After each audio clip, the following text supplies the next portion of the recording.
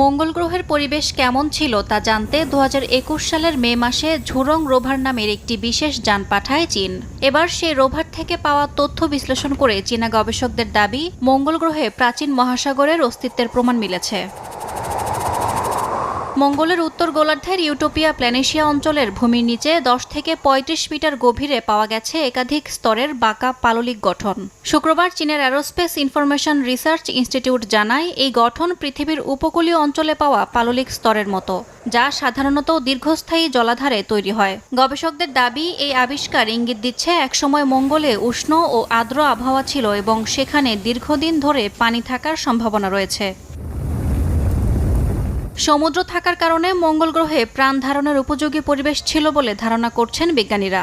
Zhurong রোভারটি ২০২০ সালে মঙ্গলের উদ্দেশ্যে পাঠানো হয়। ২০২১ থেকে ২০২২ সাল পর্যন্ত ইউটোপিয়া প্ল্যানেশিয়া নামে